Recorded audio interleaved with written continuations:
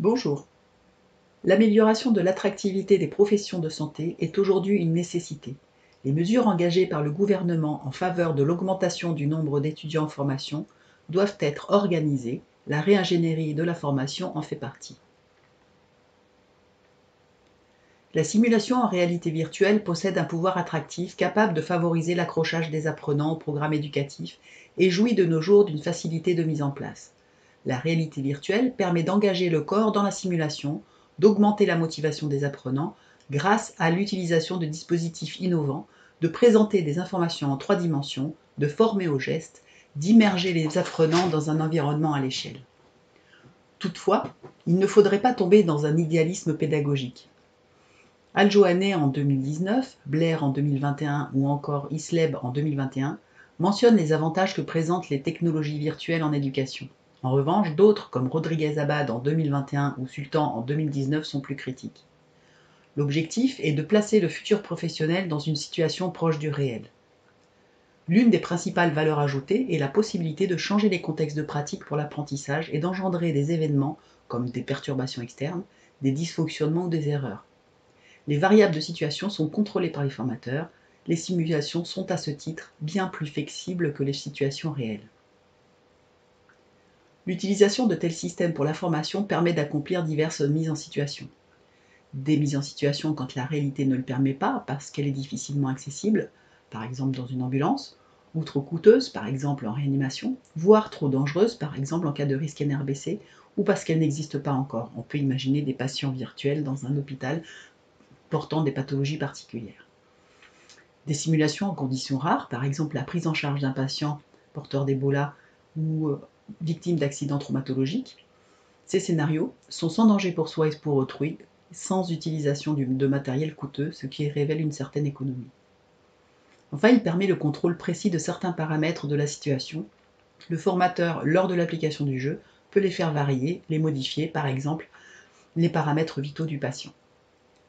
Les formateurs ont alors la possibilité d'ajuster les contenus de la simulation en réalité virtuelle au plus près des besoins des apprenants, accédant ainsi à un meilleur contrôle dans la scénarisation des séquences en adéquation avec les problématiques et les enjeux de la formation envisagée. Il devient alors plus aisé de favoriser l'incitation à s'engager volontairement dans la formation, condition essentielle de l'apprentissage. Cela ouvre la voie à de nouvelles perspectives en formation d'adultes en rendant possible une analyse des situations professionnelles et des gestes professionnels par les apprenants eux-mêmes. Les formateurs ont en commun l'ambition de réduire les tensions opposant théorie et pratique pour les intégrer dans un même cadre d'analyse qui à terme conduira l'apprenant vers l'émergence du courant du praticien réflexif tel que le décrit par Shawn en 1994. L'élève devient acteur de sa formation par un usage propre des scénarios qui lui sont proposés. L'engagement motivationnel dans un contexte où l'utilisateur se trouve parfois dans une certaine forme d'isolement social, eu égard au caractère distanciel de la formation ou de la situation Covid récemment vécue. Cet isolement a été décrit par Karsanti en 2013 et implique de penser une forme d'accompagnement de l'apprenant bien explicitée par Gézégou en 2010. C'est là précisément que le débriefing prend toute sa place. Il est possible de prendre des informations sur les apprenants et leurs activités lors de séances de simulation en réalité virtuelle et de procéder à une régulation après séance de simulation. On peut distinguer plusieurs approches. Premièrement, une approche dite behavioriste. L'observation et le mimétisme sont à la base de la formation professionnelle et ils s'imposent comme le modèle dominant, éludant les questions inhérentes à la cognition. Autrement dit, comme l'évoque Leblanc en 2012, pour former de bons professionnels, il faut leur inculquer les bons gestes issus de pratiques expertes, à centration exclusive sur la réalisation du geste, évinçant de la réflexion et de l'analyse toute expression de la cognition. Ce que MacLeod en 1987 énumère ici, ce sont les interprétations, les décisions, les intentions, les sentiments. Il s'agit donc de tâches relevant de procédures standardisées et devant être accomplies selon un protocole strict, garant de leur efficacité et de leur réussite. Les processus mimétiques jouent un rôle majeur dans l'apprentissage, plus particulièrement lorsqu'il s'agit d'acquisition de compétences motrices. Dans notre cas, les gestes techniques et procéduraux du domaine des soins paramédicaux. Découvertes récemment, les neurones miroirs ont été identifiés comme à la base de ces processus mimétiques, source d'apprentissage par Rizzolatti et Guerrero en 2004. De leur activation dépend donc la capacité d'un individu à apprendre.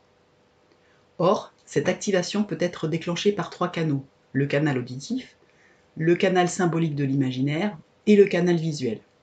Une expérience immersive sensorimotrice, similaire à celle vécue dans le cadre de dispositifs de réalité virtuelle, permet aux apprenants de littéralement revivre la situation professionnelle. Cette expérience mimétique est à même de favoriser les apprentissages professionnels, car d'une part, elle est un puissant activateur des neurones miroirs, et d'autre part, elle facilite le processus d'identification. La deuxième approche est une approche cognitiviste et réflexive, phase que l'on retrouve dans la partie débriefing avec le formateur qui analyse avec les apprenants la situation pour leur permettre de construire une réponse appropriée, mais aussi un gain de pertinence et de rapidité dans la prise de décision en situation professionnelle réelle. La mise en situation réelle de travail est considérée comme l'une des modalités de formation les plus efficaces. Pour autant, la mise en œuvre n'est pas toujours possible. C'est le cas dans le domaine médical ou du soin. On comprend aisément les raisons éthiques qui interdisent toute mise en situation de responsabilité d'élèves encore insuffisamment formés. Avec la réalité virtuelle, le principe de « jamais la première fois sur le patient » est ainsi respecté. Ce type de formation permet de rassurer l'élève lors de son activité professionnelle et d'appréhender l'activité dans toute sa complexité. Par ailleurs, dans la perspective de former les professionnels aux situations complexes, c'est-à-dire celles dans lesquelles l'humain tient une place prépondérante dans la prise en compte du contexte, nécessitant des jugements, des interprétations, des prises de décision, les dispositifs de simulation prennent la forme d'analyses de pratiques réflexives individuelles ou collectives visant à analyser ce qui a été réalisé, mais aussi à déterminer d'autres possibles sur la base d'une relecture des éléments de la situation.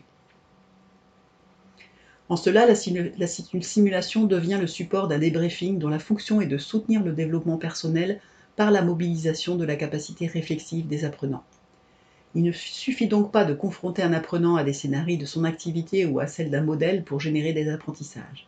Le recours à la simulation présente des intérêts évidents, mais pour en optimiser le potentiel, la simulation en réalité virtuelle nécessite d'être accompagnée. Il appartient donc au formateur de se mettre d'accord sur les éléments à travailler afin de garder une pertinence dans l'alignement pédagogique. La séance de réalité virtuelle intervient-elle dans le renouvellement d'un cours? Sert-elle à l'illustrer? Sert-elle d'outil d'évaluation à l'issue de ce cours? Comme toute méthodologie, il s'agira donc de définir les objectifs partagés afin de scénariser le module choisi afin de se lancer dans le scénario en tenant compte des contraintes techniques et matérielles, la disponibilité des salles par exemple, des casques ou leur chargement.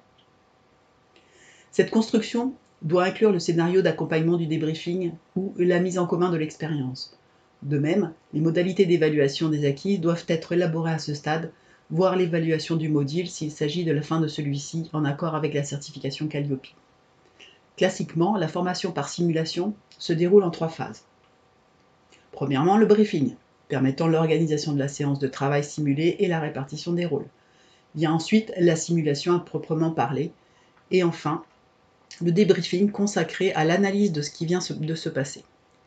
L'appui de l'AVR est particulièrement opportun pour étayer cette 3e phase jugée la plus importante du dispositif, car concentrant les apprentissages. L'usage du scénario lors du débriefing est un facilitateur de l'articulation théorie et pratique, en ce sens qu'il incite les formateurs à faire réagir les apprenants à partir de la scène sur les apports théoriques.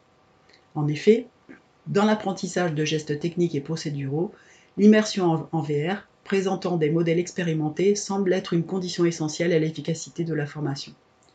Le partage d'expériences dans des circonstances professionnelles proches et propices à la comparaison, à l'identification, telle que la théorie décrite par Durand en 2008, et à la réappropriation par l'apprenant des gestes professionnels observés chez un pair, sont autant de gains d'apprentissage pour le futur professionnel. Il faut néanmoins se préparer à gérer l'inconfort que peut engendrer la mise à nu de sa pratique devant autrui et ne pas sous-estimer les effets du revisionnage d'une séquence. En pédagogie, l'erreur se définit comme une partie du processus du traitement de l'information. C'est un événement normal dans une procédure complexe de résolution de problèmes.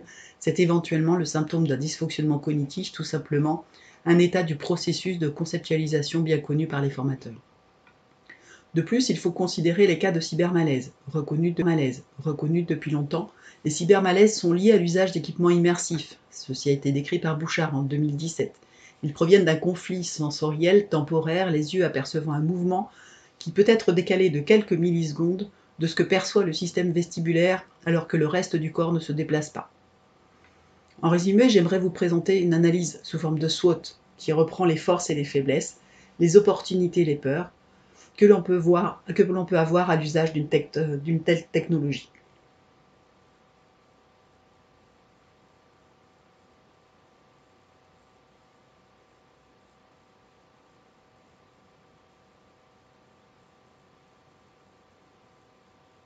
Au CHU de Nantes, nous avons choisi de faire confiance à l'équipe de Simango qui nous accompagne dans la mise en place de cette solution et que je remercie pour les apports documentaires de ce document. La solution Simango respecte la RGPD telle que décrite dans les diapos qui suivent.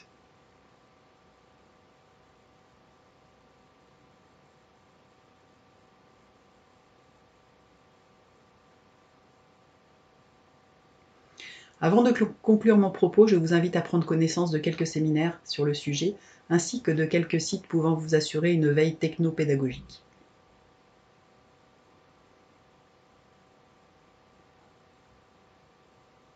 En conclusion, je peux dire que proposer une note de synthèse en 15 minutes sur la simulation en réalité virtuelle, le pari était ambitieux tant l'étendue du champ est vaste. La VR a progressivement investi la plupart des domaines d'activité professionnelle, les métiers manuels et de l'industrie, de la santé, de l'éducation et de la formation, de la culture également, mais également la sphère privée et les apprentissages. L'omniprésence de la caméra dans notre environnement, équipant smartphones et ordinateurs portables, a engendré une révolution culturelle dans le rapport des individus à l'image. La vulgarisation des casques de réalité virtuelle a créé l'opportunité d'une singularisation des parcours de formation. La réalité virtuelle a fait du chemin depuis, et des verrous technologiques forts ont été levés pour qu'elle soit facilement utilisable. Néanmoins, la fidélité esthétique n'est pas gage d'efficacité pédagogique.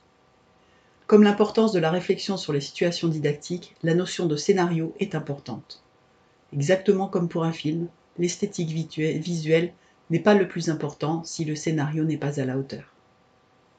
Je vous remercie de votre attention.